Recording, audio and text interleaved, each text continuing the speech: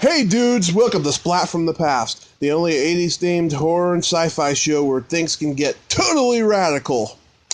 Now today, I will be welcoming a gorgeous, gorgeous lady. She is a jack of all trades in the movie business, writer, producer, director, actress. Her name is Tucky Williams. Yes, Tucky. And I heard her on Harrison Smith's podcast like a week ago, and I thought she was just fucking awesome. And I wanted to have her on the show today, talk about acting in movies and, her career. She had a show that was on the web called Girl Scene, which I heard her talk about in that podcast, and I want to talk about it on here as well and stuff. It seemed very interesting. I haven't seen it personally, but I'm intrigued by its subject matter and what have you, and I can't wait. So here is my interview with Tucky Williams. Hey, Tucky. Hi, how are you? I am great. How are you? Great. I'm excited. Nice. Yeah, after I heard you on Harrison's podcast, I just knew I had to have you on because you sounded so awesome. Well, thank you. Yes, my pleasure. So, going back in time, did you fall in love with acting early on? Yeah, I wanted to act on things because I thought I'd never been in theory, and I realized that the only way to make that happen in real life is to start acting. Did you do school plays and community theater and all that? Well, I dropped out of school in the 6th grade, and then I started doing, it was called children's theater, but it actually was an adult company, so I joined them, and I got to spend all my days in an opera house wandering around and having a great time. I am so jealous. I tried to drop out of school in the 6th grade, and my parents wouldn't let me. Right, it was the best thing that could have happened. I actually learned stuff then. Yeah, I just got to a point in 6th grade. I was tired of being bullied. I was tired of assholes. I just wanted to stay home and watch movies and learn how to make them and learn how to act and all that stuff by watching movies. And I did get to do that stuff. I mean, when I was home, from school or whatever, I got to do that. But I just wanted to do it all day and all night, and my parents wouldn't let me. But I did miss a lot of school during my middle school years. Yeah, well, that's understandable if you're having a hard time. And I think bullying is a major problem. It was a problem to me, and nobody took it seriously. I hope that's starting to change. I don't know. I mean, with the way our world is right now, there's no telling what's going to happen with our school's education. I mean, it's still as shitty as it was when I was growing up. Okay.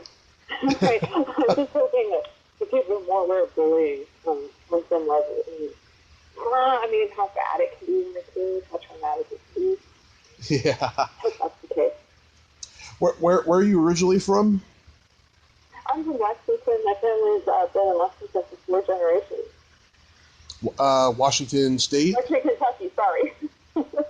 Oh, Kentucky. Kentucky. Is that how you got a name like Tucky? Yeah, it is. Yes, sir. Wow. This is a very unique name, I have to say. It is. I love it. So after high school, did you go to college to study theater? No. I started college at psychology when I was 15, so I was way too young. And I just studied journalism and was really politically active, in college. And then I just kind of didn't really do the acting thing. It seemed like all the actors are kind of pretentious jerks, and the people who did theater. I don't want to be part of that. I know, I got that impression too when I was in high school and I tried to do theater. All the rich kids were doing it and, the student government kids. And I was like, oh my God, I don't fit into this, to the drama club at all, Right, and they can't even act really. Maybe a few of them could, but a lot of people who really feel themselves really aren't even that talented. I think that's the case in most of the professions. I know, but you're right about... Even in movies, it's true. A lot of people who aren't talented and really don't have their stuff out there really don't have that much to offer offer, but they're very, very pompous and very full of themselves. Yeah, you're right though about the popular kids doing theater in high school. Though they're just like so over the top, and then of course they got the parents waving the dollar signs at the drama teacher. It's crazy. So did you? So after college, did you go to New York or L.A.? No, I didn't. I started doing the weather on TV, and I got into movies. Wow, you were a weather girl first. No, sir, I was not. I was a meteorologist. Oh, a meteorologist. Yeah. Wow. Meteorologist. So local TV doing weather on the news. And how long did you? Yeah, and I hosted the morning show. I co-hosted that too. It's funny. I don't know how I did that. It just kind of threw me into the fire. I mean, I knew meteorology, but we were also you're also going to be co-anchor of the morning show, and I said okay. And I never gave it a thought that anchoring might be difficult. But I just did it. Yeah. How long did you do that for? Oh gosh, I don't know. Long enough, and then I got into the movie phase. Wow. Yeah, David Letterman, he started out doing weather, and then that's what led to him doing stand-up comedy and then eventually talk show hosting. So I guess, doing the news has its perks, I guess. Yeah, I think it's an interesting way. I think it was like I wanted to be in the entertainment business, and that's kind of a way to do that and have a career, to do journalism or meteorology. Because it's kind of like being a celebrity, and then you do kind of have to perform in the sense that you have to make, well, in my case, the weather, you have to make it interesting to people. So it's very much performance. So I think they're very connected. Mm-hmm. So you started acting, and I guess like all actors, you had it pretty tough going from one audition to the next. No, actually, my first movie audition, I got to lead in a movie, and then it just went well from there. Mm-hmm. What was the movie called? Mm-hmm. Well, it was called Shadows Light. Shadows Light? Yeah. It was not a great experience for me, but the fact that I got through it and still wanted to keep making movies is a testament to how much I love cinema and film. Mm-hmm. That's a horror movie. Yeah, kind of. It's really not that scary, though. It's more like a mystical fantasy movie. It wasn't scary. Mm-hmm. Are you a big horror fan? I've grown to be. I went to. I was doing conventions. Where you go and sign autographs, and I got to know all these horror actors. These people. I actually never watched the movie because they freaked me out so much. I didn't want anything to do with that. And then I got to know the actors, and I was like, oh, these are normal people, and it stopped scaring me. And now I have a horror movie addiction. I just really, anytime anyone comes out, I get really excited. So that was really great to kind of have the whole world open up for me. The other interesting thing is that horror fans, the ones who go to the conventions, the big time horror fans, they are the nicest people. Mm-hmm. They're so happy and so friendly, and you would think they'd be kind of angry. I don't know, unpleasant, but they're so nice and so excited, and they're so nice to all the talent. And I'm really glad that for the time in my career, I was part of the horror community. Mm-hmm. I can speak from my point of view as a horror fan. I am very nice, but because I'm Italian, on my mom's side of the family, I do have a lot of inner rage. Okay. Yeah, I can relate. And I think that a lot of horror fans have some kind of inner rage as well, because a lot of them, grew up on the wrong side of the tracks. I've come to observe the last few years that I've been going to conventions. Okay, then where does the nice part come from? Because there are a lot of jerks in the world. So why a horror fan? I mean, everybody, okay, I mean, there's people who have a hard time, and it shows. So for horror fans, why is it that they've had a tough time, but they're nice? What's the difference? What causes that? I think I don't know for sure if they're nice, outside the convention, but I think because they're meeting, these horror movie actors, I think they're nice to them because they've made their life worth living. They've given them escapism from the traumas they've had in their life. Okay, and I sort of, the other thing is, I don't know what it is about some people who've gone through trauma that makes them attracted to horror films, because you think it would be the opposite. But,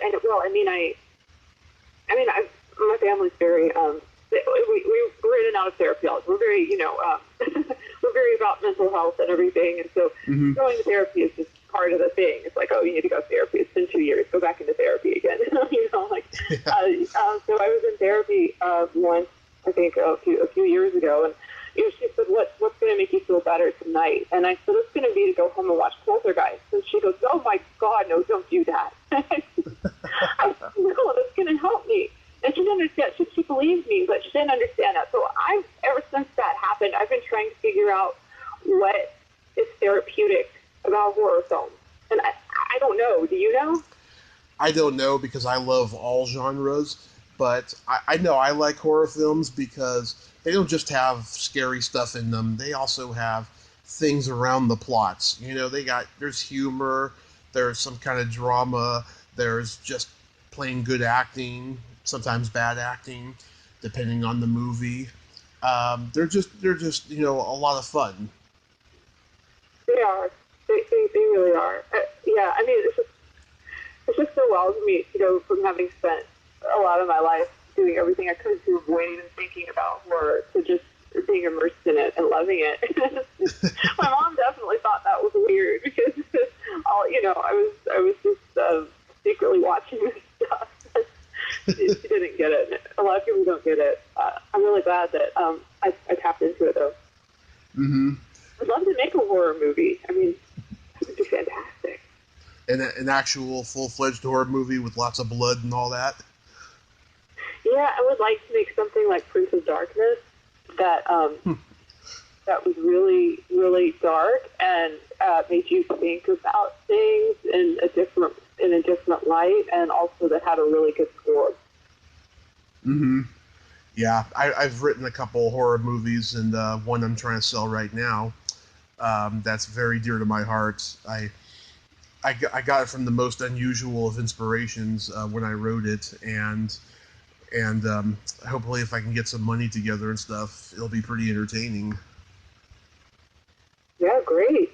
Yeah, you just got to go for it. Yeah. So, but you had a web series called Girl Scene, and were you already working steadily as an actress when you created that show, or did you want to just create your own content so you can get work? There was a frustration on my part just acting in horror, because I just wasn't feeling like I was going to places I wanted to go artistically. And so I had in my head, there was this show I wanted to watch, and I knew what it took to make it, and so I was like, well, I'm just going to make it myself. So I made the TV show that I wanted to see, and that's what Girl Scene ended up being. It was the show that I wanted to see, and it turned out a lot of other people wanted to see it too. Nice. So, is there any personal stories or anything that was the genesis behind the show? I would say everything is. The movie, one of the criticisms, I read them online. I don't know, I kind of enjoy reading them. This isn't realistic. This would never happen in real life. And I'm like, dude, that happened to me. So everything on there is autobiographical. Yeah, you mentioned when I was listening to that interview with Harrison that you got a lot of online haters from the show. Well, there were haters, and then the new thing is the actual organized hate group. A whole other world. Haters I was used to, that was kind of a fun thing, people saying nasty stuff, because it was like, oh, well, whatever. But then when it was actually legitimately scary hate, and Amazon wasn't doing anything about it, that freaked me out. And it had this organized effort of the hate machine. I mean, Yeah. if that stuff had happened in Canada or another country, that would have been taken down. If that had happened in Germany, it would have, I don't know, that might not even be legal, but it happened here, so everybody's trying to shrug it off. Mm-hmm. Yeah. I mean, the last, decade or so that YouTube has been popular, and just everything on the internet in general. I mean, just the people, they get away with writing such mean things about people's work and about people and stuff. It's disgusting. Right, right. And then a new thing I've noticed is people will create an entire Twitter account only to leave a nasty comment. So it's like, it's guys, I'm just going to be honest, it's men, they get angry about something a woman says, and then they just leave one comment on what she says, they create a whole account, which I think is a lot of trouble. I think you have to, use an email address, and you have to create an email account then, and you have to, all this stuff. So they'll create an entire account just to leave one nasty comment, which I think is a lot of effort. There's a lot of ratings out there. Yeah, there's a lot of psychos out there too. I just don't have that kind of energy. I know. Spend that much time. Like, someone said something I didn't like, I'm going to spend an hour replying to it. Like, it just, whew. I know, and you think, where the hell do these people find the time to do all that? I know. Oh my God! So did you stop doing the show because of the Amazon thing? Oh no, this just happened recently. The Amazon thing was about 8 weeks ago. Oh, okay. I did the show. The show did really well on Amazon, and so I decided to make a movie for Amazon, and it went up, and it was doing really well, and then they took it down because of the incels and MRAs who were leaving hate comments on it, and that made me pretty mad. But they specifically said that was the reason why, and that made me pretty mad because if the movie hadn't been performing well and they took it down, or if they thought there was something offensive about the movie, okay, I'll give you that. But the movie was performing well, and it was PG-13. And in the email they sent me, they said they were only doing it because of the customer feedback, which is insane because the customer feedback was actual hate. So that's what got the whole thing started. So I went through the appropriate process of trying to work through them, and they were just kind of trying to delay me. So I said, this is like really wrong, and they I'm like, okay, we'll look into it. So every 2 days I'd get an email, and it would always be something bizarre, like, this isn't the correct email to contact you. And I was like, well, you're talking to me. So like, well, we didn't need it. It was always something strange, something arbitrary. And then they just stopped talking to me altogether. So then I contacted After Ellen, who's a website, the biggest lesbian website in the world. And I said, you need to do it. And I said, you need to know about this. And they said, we're doing a story on it. So they did an investigative report on it.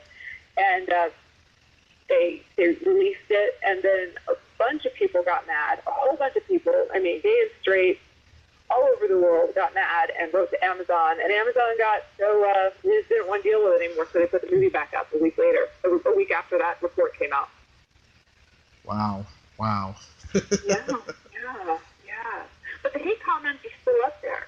And I don't know what to do about that. I don't know whether to fight it or if I just need to pick my battles and move on to something else. And everybody says, oh, you need to fight. And it's like, oh my God, I just went through hell having a movie taken down and fighting to get it back up. A person can only handle so much. So I'm still trying to figure out what to do about that. I'm just so shocked that all that hate is still on display on Amazon and they don't have a problem with it. Yeah, because I'm sure they probably say something like, "Oh, it's freedom of speech," and that is true to an extent. But there's also, they should have a policy of positivity. I mean, if you don't like it, that's fine. But just try to comment in a positive light about it. Well, freedom of speech doesn't apply to private industry. It just means that you can stand on a corner and say crazy stuff. But I mean, it's an actual company. Freedom of speech doesn't apply. So, no. I mean, they're Amazon. They can do whatever they want. And clearly they do. They don't have any problem taking down lesbian content because a bunch of men don't like it, which doesn't make sense. So if they don't have a problem doing that, they absolutely should not have a problem taking down hate speech. Mm-hmm. Yeah. It's weird. So I was curious, if you don't mind talking about this. How old were you when you realized you were gay? I always knew. You always knew? Yeah. Wow. It was just a matter of me telling people, which I guess people couldn't figure out. So the only hard part was that I had to tell everybody. You know, go through the whole thing with them finding out. It's like, it just got kind of annoying. But yeah, no, I've always known. I never came out. You know, I never had this big moment of realization. I just always knew, and it was only a matter of other people not figuring out. And that's something I still go through to this day. I mean, it doesn't come up a lot, but sometimes I have to be like, oh, okay, you know, I'm actually gay, and people are always like, oh my god. It's a big shock for them, but I'm totally okay with it. Mm-hmm. Yeah, I was 6 years old when I realized I was bi. I was always, dressing up in drag around the house, playing characters and stuff that I imitated from TV, and I had a huge crush on Davy Jones of the Monkees and Cary Grant. Oh, didn't we all? Yeah. I'm sorry, I think all of us did. Yeah. And I was in denial of it, though, until I was like 26 in terms of talking openly about it and stuff. I mean, I had my first experience with a guy when I was 17, and then on my graduation night, I lost my virginity to my guidance counselor. She was 32, and I just actually found her on LinkedIn.com. Ooh. Yeah, she's married now. A confrontation? Well, I sent her a message, saying hey and stuff, because I hadn't seen each other since 2002 or something like that, and haven't gotten a reply yet. But I'm sure she'll read it and say hi, and I'm looking forward to it. Okay, good luck. Yeah, I hope so. So do you remember who your first girl crush in the entertainment was? No, I don't.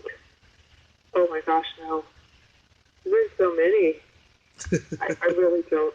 I'm sorry. I just think all women are beautiful, so I always like looking at women. I thought they were pretty. Mm-hmm. How about any current ones? There are a lot, and I don't like saying it because there's this small chance I might meet them.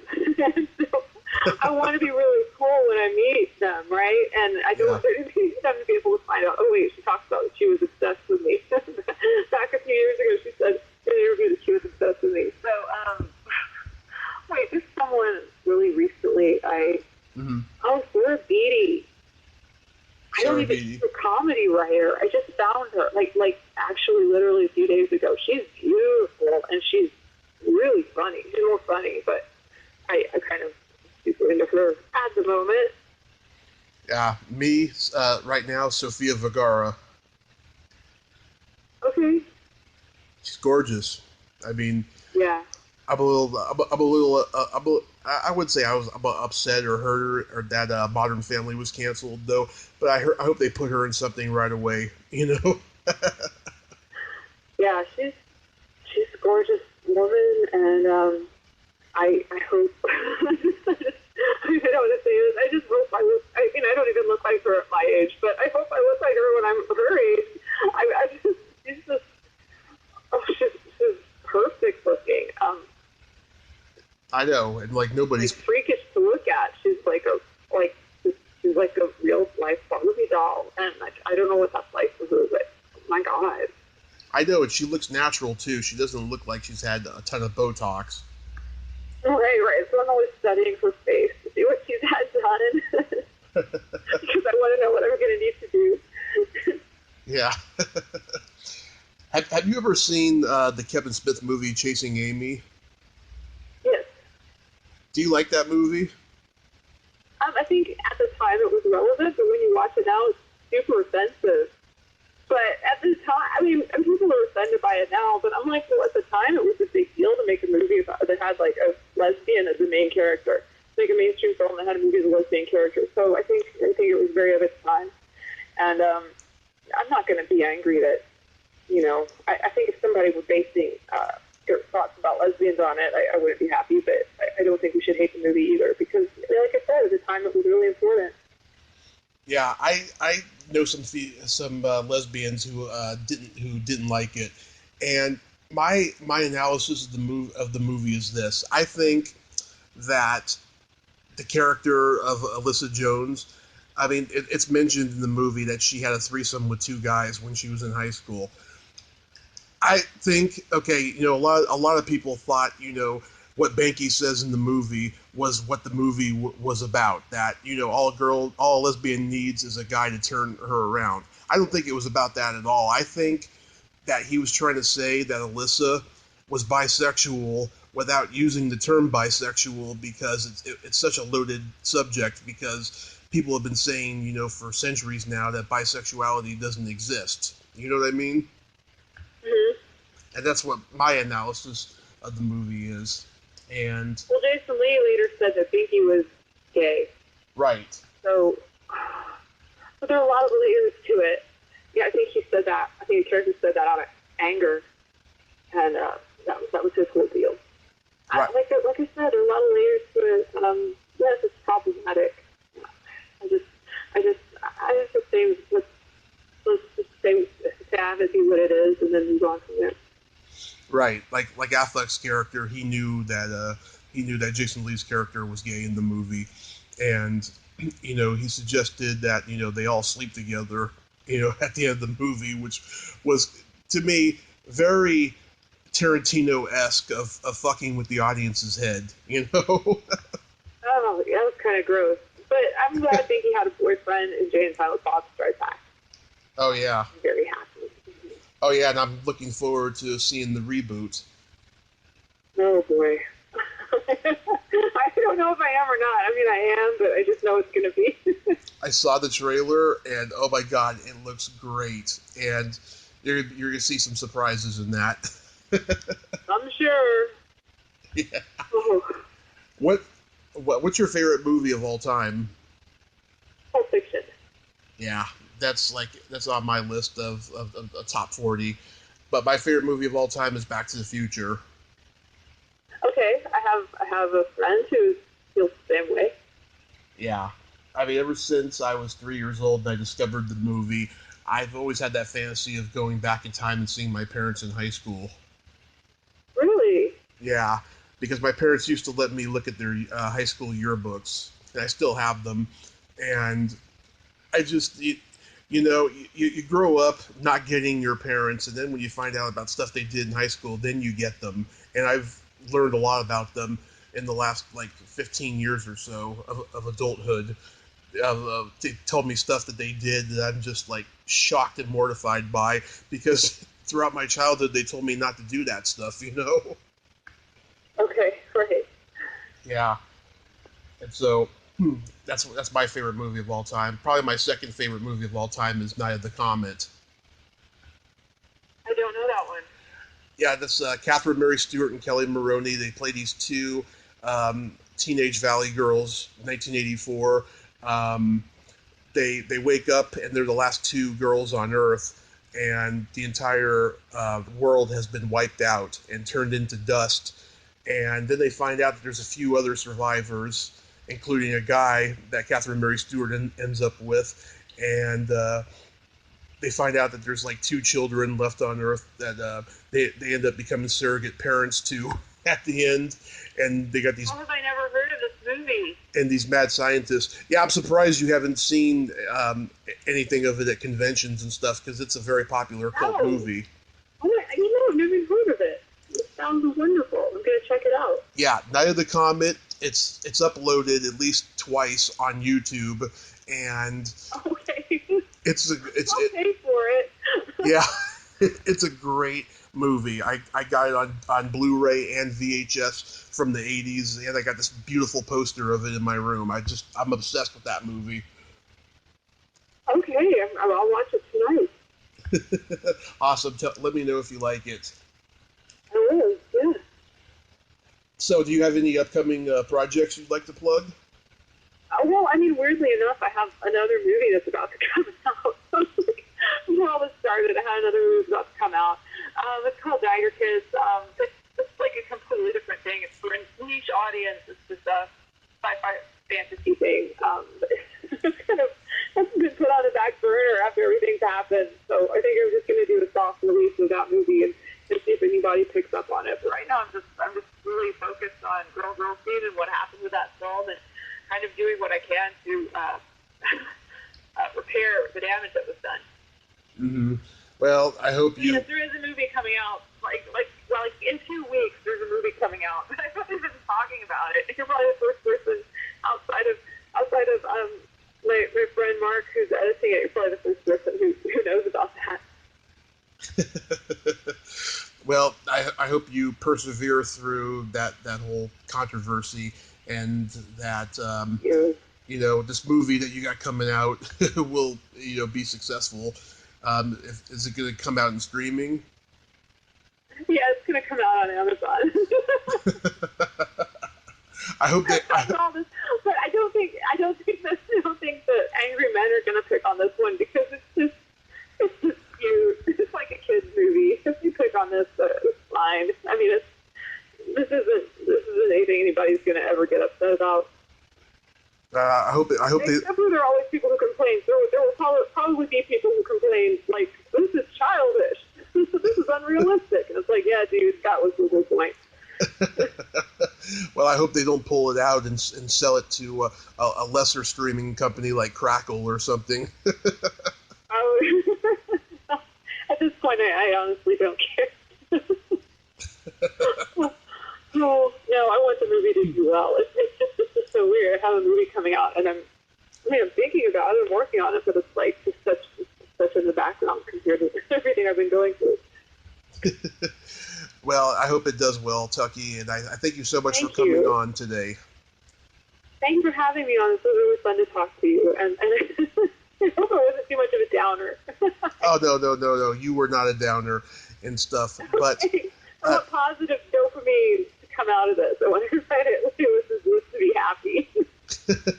Yes, we'll talk again when you have something else coming out. Okay, yeah, let's do that. Awesome. Okay, you have yourself a great night over there. Okay, mister, you too. Okay. Okay, bye. Thank you. Bye-bye. Well, there you have it. Tucky Williams. Ain't she a sweetheart? Yes, she is. Very humble, very sweet lady. I like her a lot. And I hope her movie comes out on Amazon and is very successful. Controversy is not easy, and I should know. If you like this video, everyone, please subscribe to my YouTube channel. Add me as a friend on Facebook. Join my Tommy Kovac comedian page on Facebook. Follow me on Twitter and Instagram and all that fun stuff. Well, that's all the time we have this week on Splat from the Past. Until next time, this is Tommy Throwback Kovac saying, there's no shame in living in the past, because the present sucks. Later, dudes.